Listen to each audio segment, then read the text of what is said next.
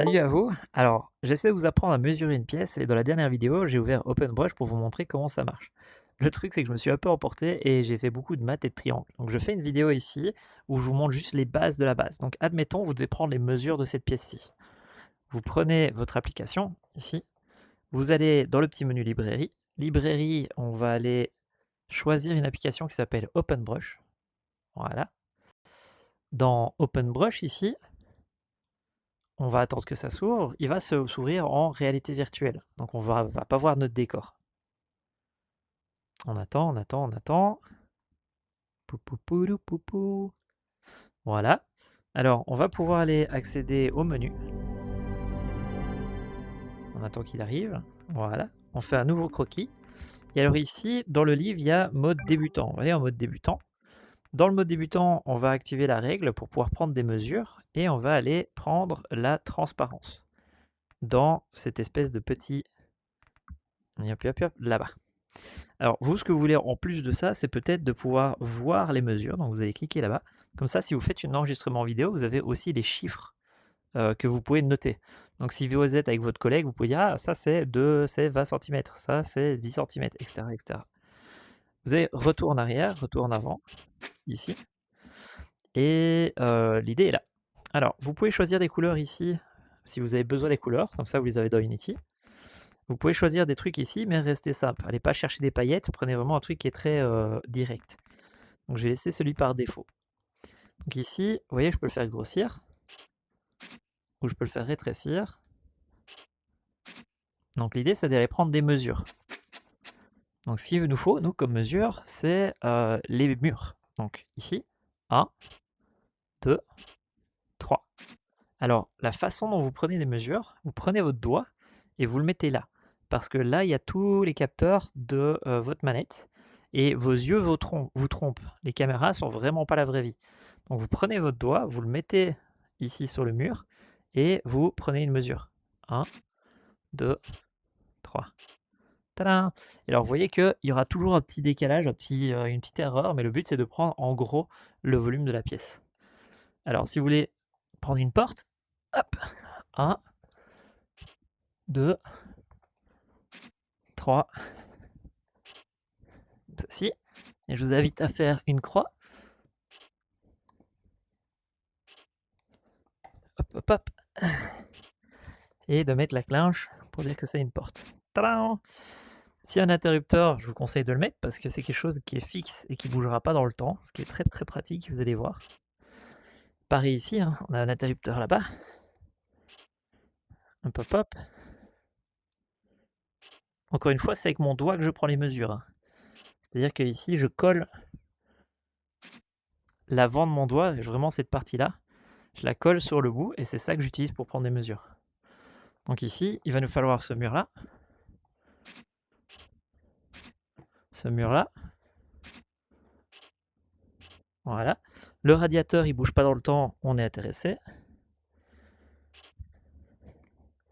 Alors attention que je rappelle que les capteurs sont là, donc il faut les voir pour qu'on soit sûr de la mesure. J'ai cassé le truc là-bas, mais c'est pas grave, je le réparerai après. Voilà. Hop, hop.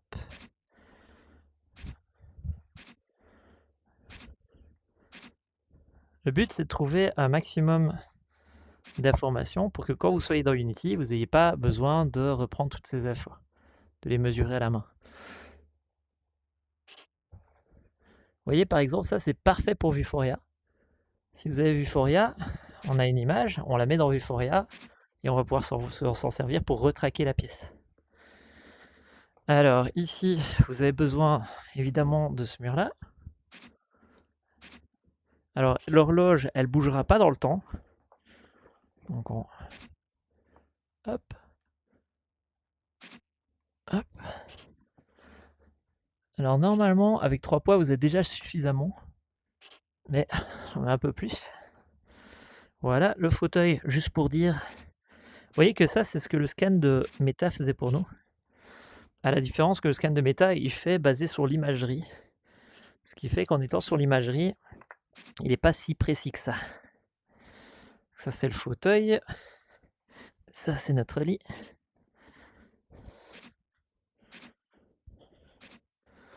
Yop, yop, yop. Hop. Ça, super important. Encore une fois, c'est le genre de truc qui bouge pas pendant des décennies, donc très important de les avoir. Hop. Voilà. Magnifique.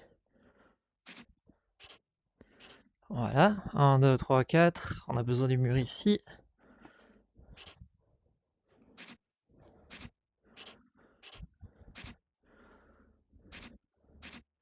Autre chose qui bouge pas dans cette pièce-ci, c'est ce truc-ci, qui est fixé au mur et au sol. Encore une fois, c'est le doigt qui mesure, c'est pas l'œil. Parce que l'œil, il est pas très bon. Alors le problème de TileBrush aussi, c'est qu'il est basé sur ça et pas sur le truc derrière. Ce qui, dans mon application à moi, n'utilise pas ça. Ce qui fait que j'ai des mesures plus précises que dans TileBrush. Voilà. Hop, hop, hop. Magnifique. On a le mur là, on a le mur là, on a le mur là. On n'a pas le plafond. Donc là, il va falloir que je sois pas très sympathique pour Airbnb. Hop.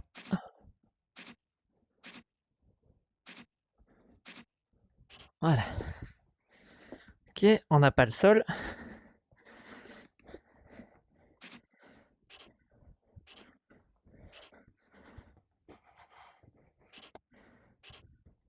Voilà.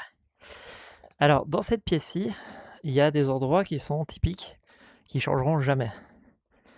Et ceux que je connais le mieux, comme je disais dans la vidéo précédente, c'est ces curseurs-là. Ces interrupteurs-là. Là. Là. Et là-bas.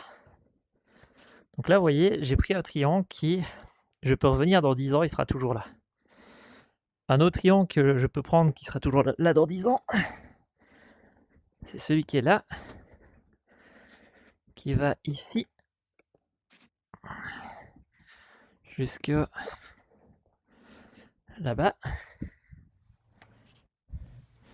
et jusque là-bas.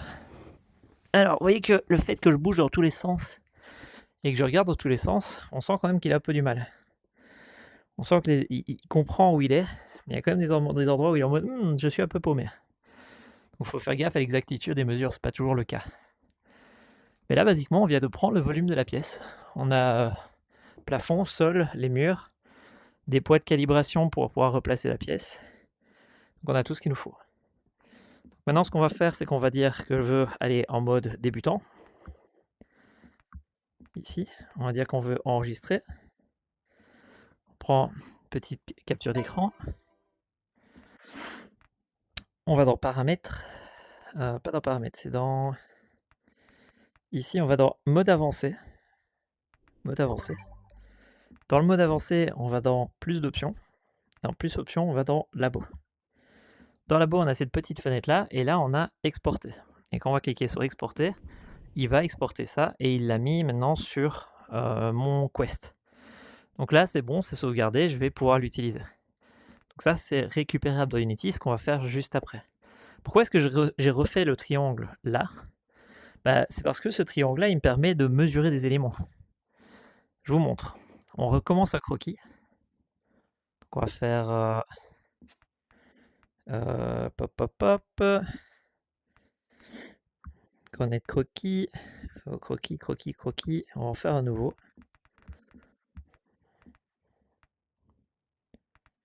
Pam, pam, pam, pam. Bon, ce que je vais faire, c'est que je vais juste supprimer. Voilà. Donc voilà, je suis dans un nouveau croquis. Le truc, c'est que pour pouvoir faire ici un château, donc je vais dire, je fais un jeu vidéo. Et en fait, on veut faire le jeu qui se passe de là à là, de là à là, ceci, de là à là. Voilà. Et j'aimerais bien, je retire la latte, j'aimerais bien qu'ici on ait un joli château, comme ceci. Voilà. Sur ce joli château, il doit y avoir des sortes de tours ici, comme ça. Poup, poup. Voilà.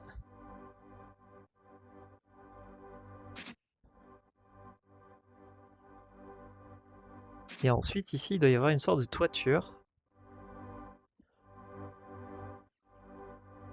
Comme ça. Là, on a notre personnage principal qui attend que la personne vienne ici. Voilà. Magnifique. L'idée ici, c'est qu'on doit avoir un pont-levis. Hop. Et ici, on doit avoir de l'eau.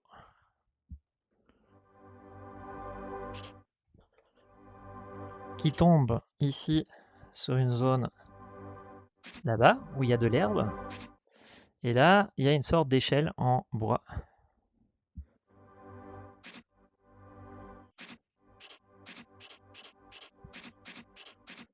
Et notre personnage, il commence ici. Voilà.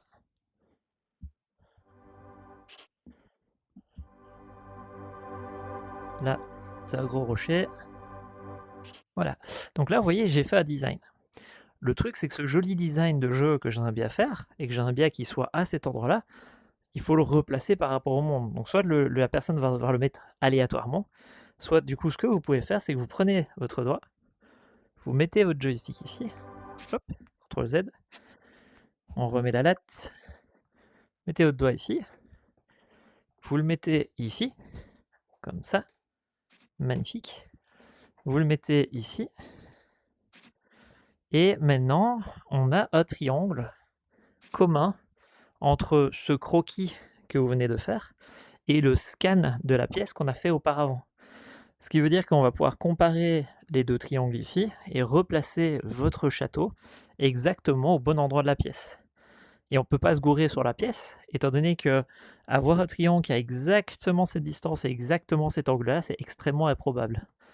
Et donc du coup, juste en me donnant ce triangle-là, je vais pouvoir recharger votre château, les murs, les collisions et tout ce qu'il faut. Donc maintenant, si quelqu'un veut refaire un autre truc à château, mais qui se passe là-bas, bah, il fait un croquis, il fait son dessin, puis il vient et il fait le fameux triangle ici. Et c'est comme ça qu'on peut faire pour faire des jeux de réalité augmentée spécifiques à une pièce. Et donc voilà. Alors si c'est pas spécifique à une pièce, mais spécifique à un poster, admettons que j'ai mon fameux poster ici. Hop, hop, hop. Bah, l'idée, c'est de venir le redessiner. Donc vous prenez votre doigt, hop, hop, hop, hop. Et le fait d'avoir redessiné par-dessus le poster fait qu'on saura qu'on pourra mettre l'objet là par rapport au poster qui est là. Donc voilà, l'idée c'est de trouver des points de repère dans la pièce, que ce soit des posters en réalité augmentée ou des triangles qui ne bougeront pas sur des décennies, et c'est ça qui va nous permettre d'exporter tout ça. Donc mon château ici, je dis que j'enregistre, je fais une petite photo de mon château, je vais dans le menu, avancer, petite option, laboratoire, exporter, et voilà, j'ai les mesures de la pièce et j'ai un joli château près d'un poster. Donc maintenant, on va aller regarder un peu comment récupérer tout ça. Et donc du coup, on se dit à tantôt dans la prochaine vidéo.